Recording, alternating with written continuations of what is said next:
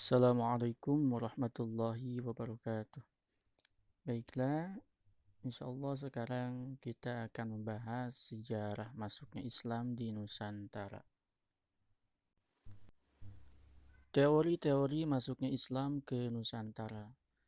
Ada beberapa teori yang mencoba mengungkap bagaimana proses masuk dan berkembangnya Islam di Nusantara. Yaitu yang pertama ada teori Gujarat atau India. Yang kedua ada teori Mekah atau teori Arab. Yang ketiga ada teori Persia, dan yang keempat ada teori Cina. Yang pertama ada teori Gujarat atau teori India.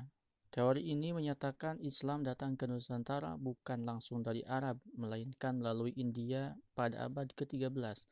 Dalam teori ini disebut 5 tempat asal Islam di India, yaitu pertama Gujarat, Cambai, Malabar, Coromandel, dan Bengal.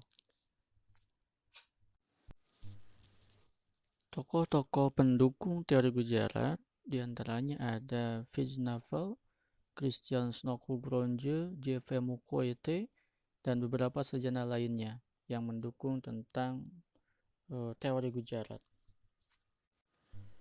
Pendapat dari tokoh pendukung teori Gujarat diantaranya ada Christian Snokugronje. Menurutnya, Islam yang tersebar di Indonesia berasal dari wilayah Malabar dan Coromandel, dua kota yang berada di India Selatan.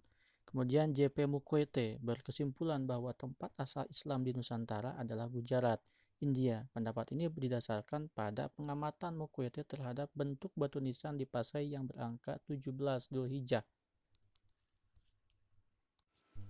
Adapun kelemahan teori Gujarat, menurut Morrison, meskipun batu-batu nisan yang ada di Sumatera, Pasai, Samudra Pasai berasal dari Gujarat atau Bengal, bukan berarti Islam berasal dari sana.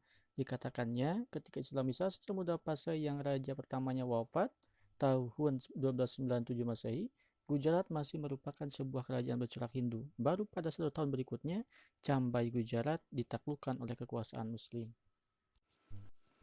Ini artinya, jika Islam di Indonesia disebarkan oleh orang-orang Gujarat, pastilah Islam telah menjadi agama yang mapan sebelum tahun 698 Hijriah. Atas dasar tersebut, Morrison menyimpulkan bahwa Islam di Indonesia bukan berasal dari Gujarat, tetapi dibawa para pendakwah Muslim dari pantai Coromandel pada abad ke-13. Yang kedua ada teori Mekah atau teori Arab. Teori ini menyatakan Islam datang ke Nusantara langsung dari Arab pada abad ke-7. Teori ini disebut juga dengan teori Timur Tengah.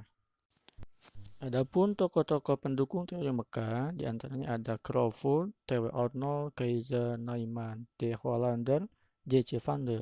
Ada Hasmi, Al-Attas, Buya Hamka juga termasuk, dan Mukti Ali. Bukti pendukung teori Mekah diantaranya adalah: 1. Terdapat kampung Islam pertama di Barus pada tahun 674 Masehi. Kedua, kerajaan Samudra Pasai memiliki gelar yang sama dengan Mesir atau Arab. 3. Ditemukannya makam Fatimah binti Maimun yang bertuliskan kaligrafi Arab bergaya Kufi. Yang ketiga ada teori Persia. Teori Persia ini menyatakan bahwa Islam yang datang ke Nusantara berasal dari Persia, bukan dari India atau Arab. Teori ini didasarkan pada beberapa unsur kebudayaan Persia, khususnya Syiah yang ada dalam kebudayaan Islam di Nusantara. Di antara pendukung teori ini adalah P.A. Hussein Jayadiningrat. Bukti pendukung teori Persia: pertama, terdapat kesamaan antara yang berlaku dan berkembang di kalangan masyarakat Islam Indonesia dengan di Persia. Contohnya ada perayaan Tabut. Kemudian penggunaan istilah bahasa Persia dalam sistem pengejaan bahasa Arab, huruf Arab. Kemudian peringatan Asyura atau 10 Muharram sebagai salah satu hari yang diperingati oleh kaum Syiah, yakni hari wafatnya Husain bin Ali bin Abi Thalib di padang Karbala. Yang terakhir ada teori Cina. Peranan orang Cina terhadap Islamisasi di Indonesia perlu mendapat perhatian khusus. Banyaknya unsur kebudayaan Cina dalam beberapa unsur kebudayaan Islam di Indonesia perlu mempertimbangkan peran orang-orang Cina dalam Islamisasi di Nusantara. Karenanya, teori Cina dalam Islamisasi tidak bisa diabaikan. H.J. de Graaf misalnya telah menyunting beberapa literatur Jawa klasik yang memperlihatkan peranan orang-orang Cina dalam pengembangan Islam di Indonesia.